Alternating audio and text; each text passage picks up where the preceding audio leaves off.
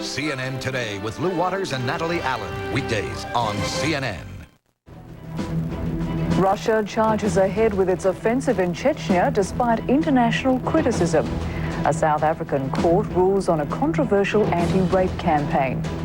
And a former undisputed heavyweight boxing champion prepares to climb back in the ring.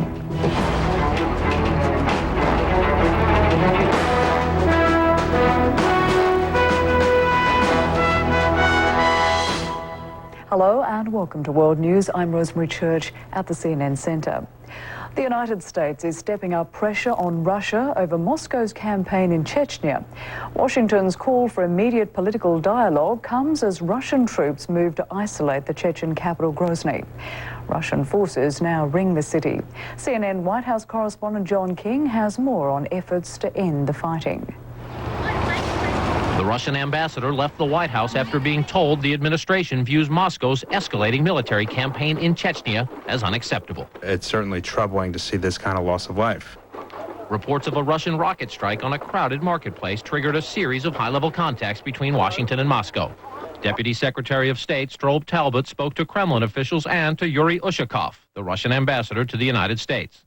U.S. Ambassador James Collins called on foreign ministry officials in Moscow.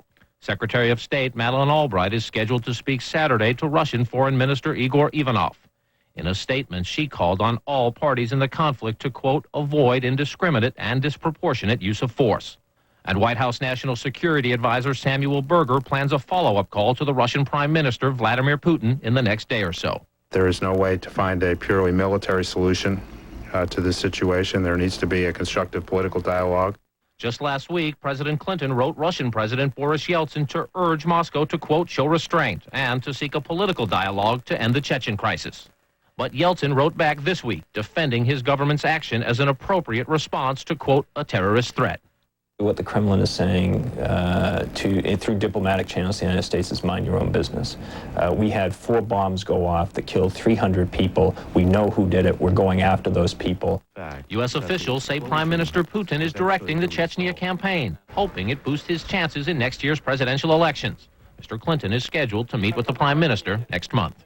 Administration officials say the president's message will be blunt, that a relationship already strained by the Kosovo conflict and allegations of Kremlin corruption will be significantly damaged by a protracted Russian military campaign in Chechnya.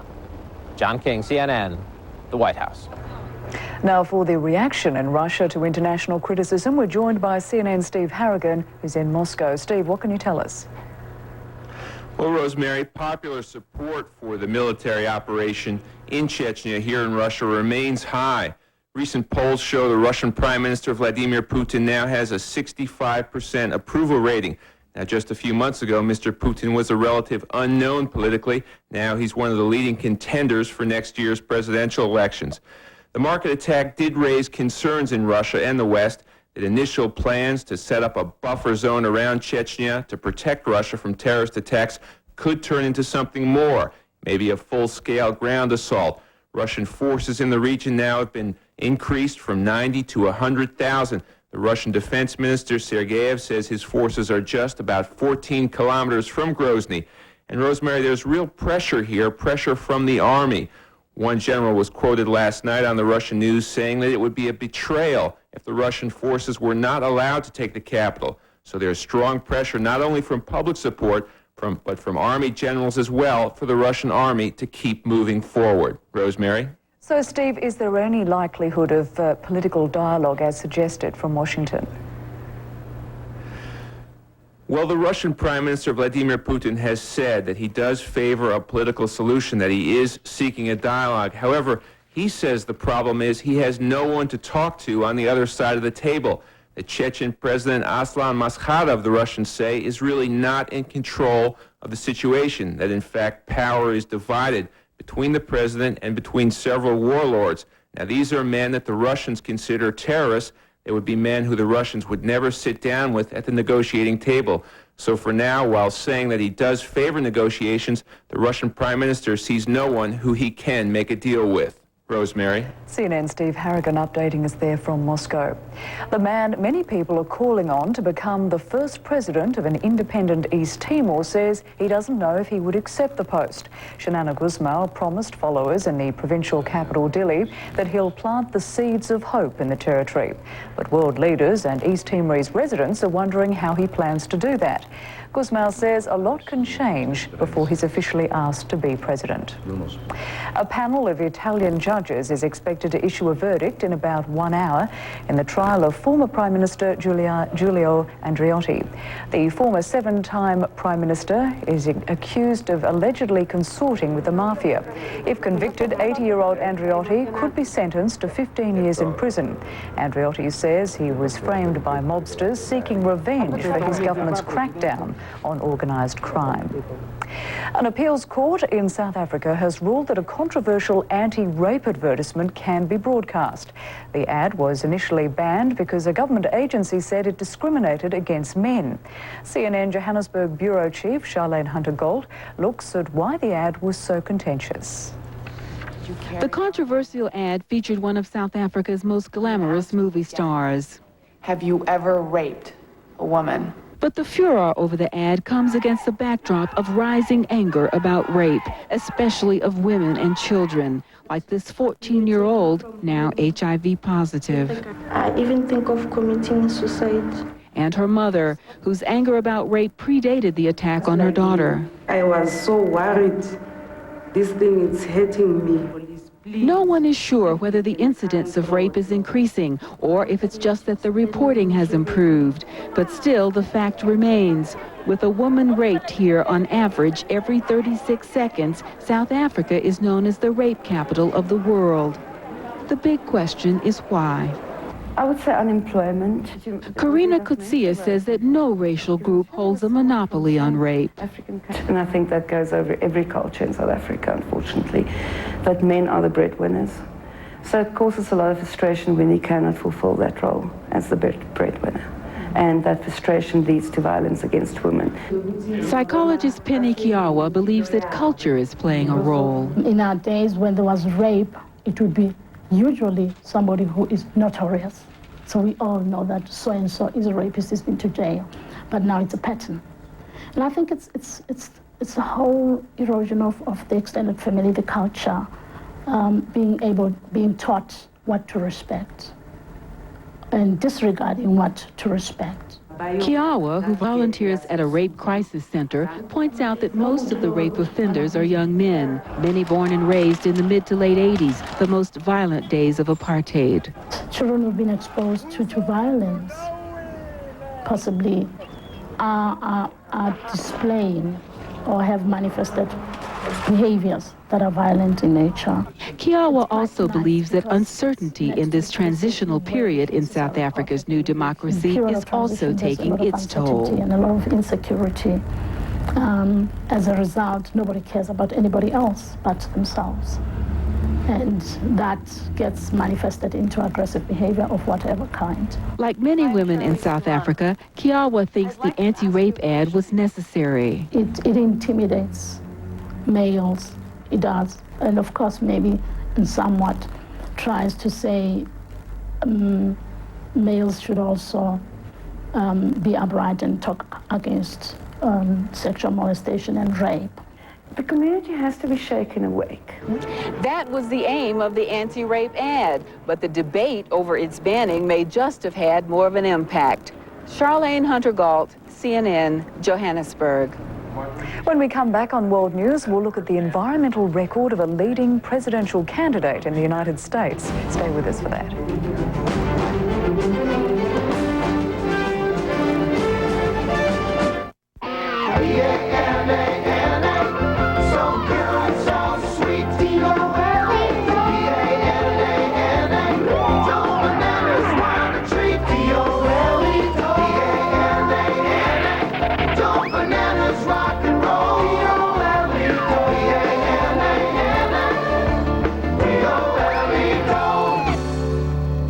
Cool. Dole. D-O-L-E, dole. You didn't care that I was divorced with a bad credit history or that I'm on disability. or that nobody else would refinance my home. You saw past all that and helped me out. Paid off 3 mortgages, 5 credit cards, and found a little extra for home improvements. So here I am today with good credit again and a nice house. Thank you, Money Store. You believed in me. Sincerely, Barbara Labby. The Money Store. 1-800-LOAN-YES.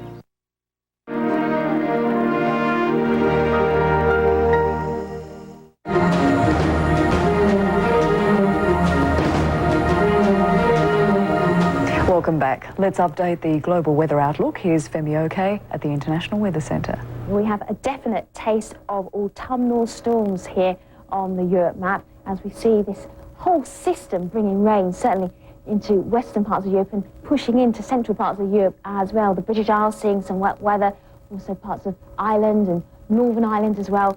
Spain and Portugal seeing some considerable wet weather as well. And we do have a system that's basically moved all the way from Spain and Portugal over to Turkey, bringing some wet weather there as well. Cool air still for western Russia and for Moscow and Scandinavia as well. You can see how cool when I click on to our temperature map, and we can see Moscow there at 4 Celsius, Stockholm and Oslo at 8 Celsius. And if you have a look back into London, 13 Celsius for London, Paris, 17. Heading into Africa, parts of those systems that we're seeing in the Mediterranean are actually causing some blowing dust and sand through Libya into parts of Alexandria in Egypt as well. And this system here, just to the far tip of South Africa, pushing off into the sea, but we may just see some lingering clouds and showers back into parts of southern parts of Africa. Looking at our temperatures then, we're looking at Cape Town at 19 Celsius, Harare at 29, Dhaka at 33 Celsius.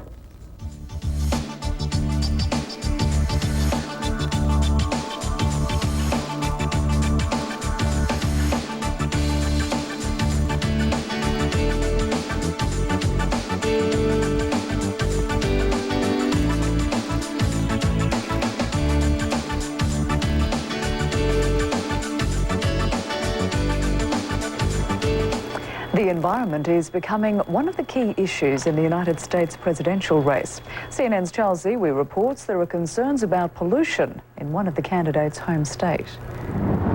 As he jogs around Houston's Memorial Park, Mark Moore has been noticing something. Just trying to breathe deeply was difficult for us. We'd start coughing and everything. Health officials say that's probably because high ozone levels have now pushed Houston ahead of Los Angeles as the smoggiest city in the United States. That is a cause of great health concern for elderly, for children, for people with respiratory illnesses, and we have had some instances in Texas where it represented a significant threat. Environmentalists are laying the blame for that at the feet of Texas Governor and presidential contender George Bush. We have an air quality crisis in Texas. A coalition of 44 environmental and health groups accuses Bush of not doing enough to curb air pollution. The air has actually getting much worse since Bush became governor. Texas is #1 or nearly #1 in almost every negative air quality ranking. The Environmental Protection Agency says the 25 highest ozone readings in the U.S. this year were all in Texas. 46 of the 51 measurements of so-called very unhealthy air in the nation were in Texas, too, a factor health groups claim in more than 2,600 deaths a year in the state. Both Houston, Dallas-Fort Worth, and the Beaumont-Port Arthur areas are all facing a cutoff of federal highway money unless officials within the next year come up with a way to reduce air pollution. Environmentalists charge Bush has been slow to do anything because he's taken more than $1 million in campaign contributions from industries responsible for 75% of Texas's air pollution. Bush says that's not true. Air pollution from our Texas industries has declined 10% since '94. Toxic pollution has declined 14% since '95, more than all the other 49 states combined. Bush contends his administration is the first in Texas to seek voluntary emission reductions from older plants that are grandfathered out of pollution regulations. A move, he claims, will cut toxic emissions the equivalent of taking 5.5 million cars off the road. Texas Natural Resource Commissioner Ralph Marquez says the impact of those reductions, however, are being overwhelmed by explosive growth and the number of people and vehicles in the state. The benefits have not the emission reductions have not been seen as clearly because of the offsetting effects of growth. Bush campaign advisors say it's debatable how much, if at all, criticism from environmentalists will hurt the governor's presidential bid. They point out national polls show the environment ranks well behind Social Security, education, health care, and Medicare as an issue among voters. Besides, they say, some of the environmental groups attacking Bush have endorsed Vice President Gore in the past and are expected to side with the Democrat in next year's general election. Charles Ziwi, CNN, Dallas. And stay with us for international sport after the break. Get the world and business news you need to get a jump on your day. Good morning. Quick, And welcome to smart, comprehensive. Stay ahead of the curve. Weekday mornings from 5 to 7 Eastern on CNN.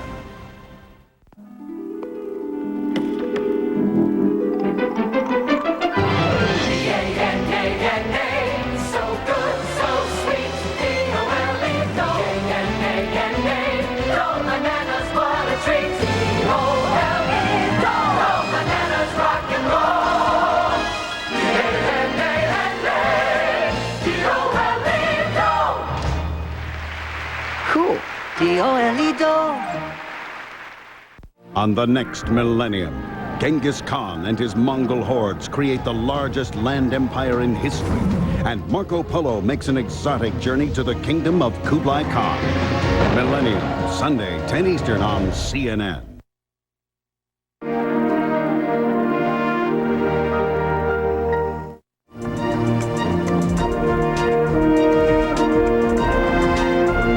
International football tops our look at the world of sport. Here's Mark McKay.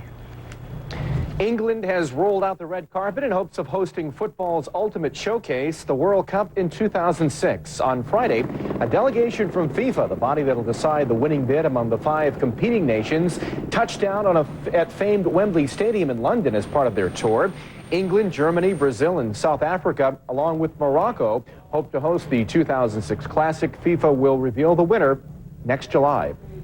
We took them in the dressing room. We took them up the tunnel with the Wembley roar, and I think they enjoyed that part of it. So I think overall, in the hour we had available in the very tight schedule, it put across our expertise in certain areas. It also put across our passion for the game, which is important as well.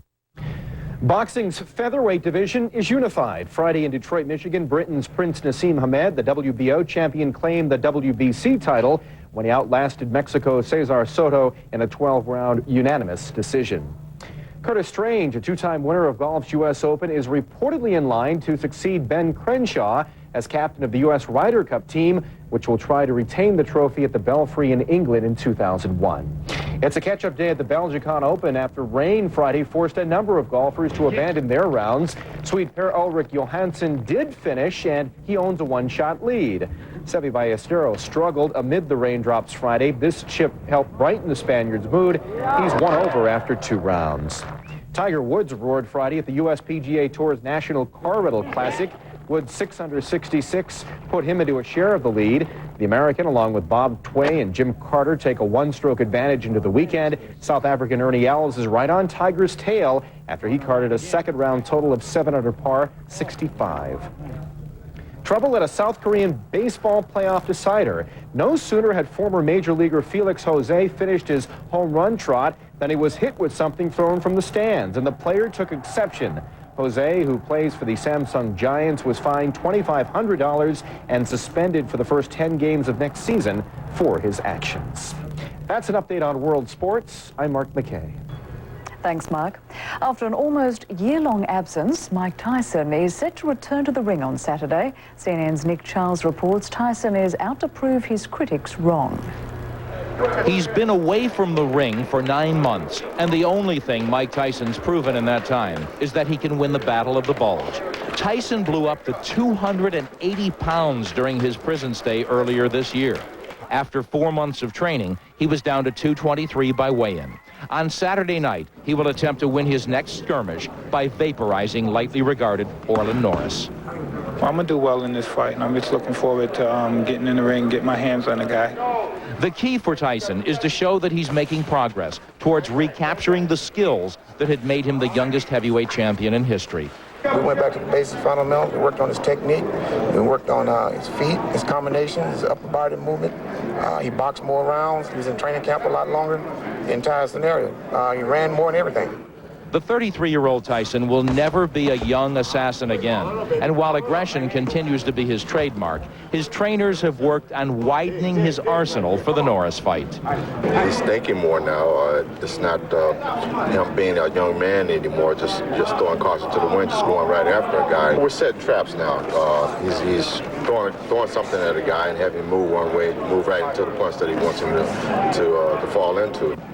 Norris seems the custom-made opponent for the ring-rusty Tyson. At 34, he's a year older than Tyson. He doesn't move well. He doesn't pack the power to discourage the former champ from swarming him. And he bears a striking resemblance to the sparring partner Tyson waxed in a public workout earlier this week. I trained for the old Mike Tyson, you know, so whatever he comes out with, I'm gonna be ready for it. What do you suspect Orlin Norris to do? Get knocked out. Mike himself is the key to everything. I think that once he builds confidence within his own ability again, he's getting there right now. He's going to be fine. He'll be the champion of the world again then. Tyson's getting $10 million for the Norris fight here Saturday night, but this is not primarily about money. It's not about fame either. What it's about is honor, and whether Mike Tyson has rediscovered not only the skill, but the desire to try and be great again. In Las Vegas, I'm Nick Charles. And we'll recap the headlines after this short break. Stay with us.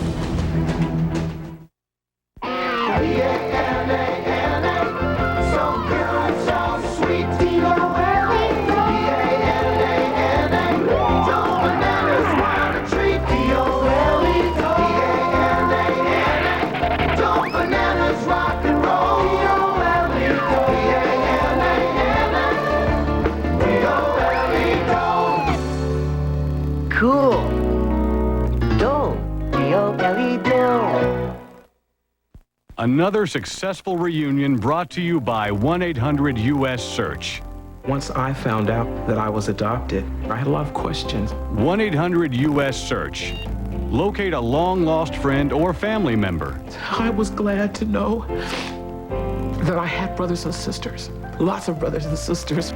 Because of 1-800-US-SEARCH, I'm a whole person now. I'm so very grateful. Find anyone right now. Call 1-800-US-SEARCH. Stuart Varney, Willow Bay. The Moneyline News Hour. Weeknight, 6:30 Eastern on CNN. You are what you know. Sunday on CNN's late edition, the last word in Sunday Talk, Congressman Tom DeLay. I'm Wolf Blitzer.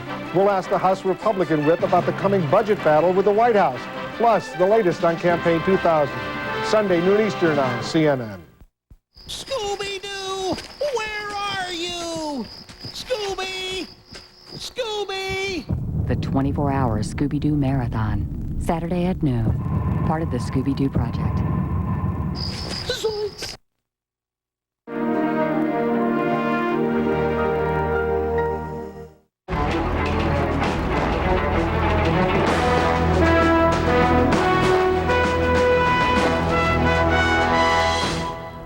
Let's take a look now at our top stories. Russia is pushing ahead with its campaign in Chechnya despite charges it's targeting innocent civilians.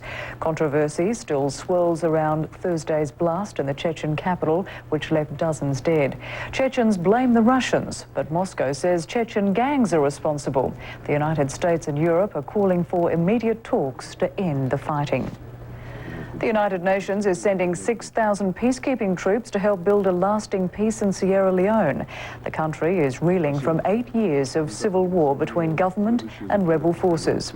The UN troops are expected to disarm some 45,000 fighters, many of them children. It's the largest UN force authorized in 3 years. And finally, one of Cuba's most famous musical groups, the Buena Vista Social Club, has been forced to cancel a concert in the U.S. city of Miami.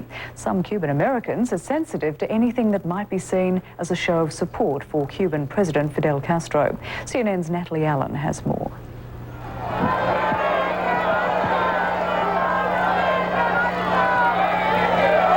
Anti-Castro protesters earlier this month outside the Miami arena. The target of their anger?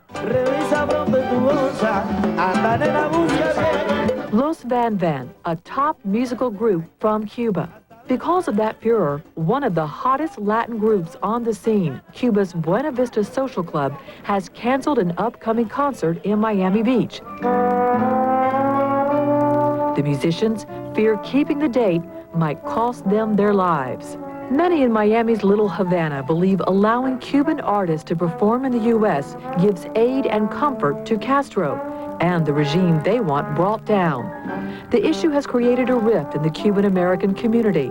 The editor-in-chief of Spin magazine, Alan Light, thinks it's partly a generational thing. There's a very clean split here between, an older community that sees it as a really big deal, saying things like, this is like having, the house band for the Nazis come over and play, in our backyard. And a younger community that just thinks, what is the big deal about this? They're musicians, they're not politicians, they're not here with a political agenda. And I think it says a lot about the different ways that different generations engage with art and with culture. The mix of Cuban art and Cuban politics has often proven volatile in Miami. One example, bombing attacks on the Cuban Museum of Art and Culture in 1988 and again in 1990. Hardcore anti-Castroites claimed the place was a communist front. They were especially enraged by an auction of works by artists still living in Cuba. You're just using this as a funnel, as a channel, in order to be able to obtain funds for the Marxist regime of Castro. One ironic note in this current furor, the musicians of the Buena Vista Social Club basically saw their showbiz careers ruined by Castro's revolution. The music halls they played in closed down. They went their separate ways. The aged entertainers were reunited by American blues guitarist Ry Cooder in 1996. The result? A Grammy Award-winning album and a film titled Buena Vista Social Club, directed by Germany's Wim Wenders. Comes the story of an American musician who went searching for the sounds of an island and discovered the soul of a people. The Buena Vista Social Club is now in the midst of a U.S. tour. Since they're playing to sold-out audiences across the country, giving Miami a miss won't hurt them business-wise. But Alan Light thinks it will be a cultural loss for all concerned. They won't be playing in the capital for the Cuban community in the United States. And I would think that's got to be hard for the musicians. I think it's got to be difficult. It's got to be an important and an emotional show. Natalie Allen, CNN. And that's it for this edition of World News. I'm Rosemary Church at the CNN Centre. Thanks for your company.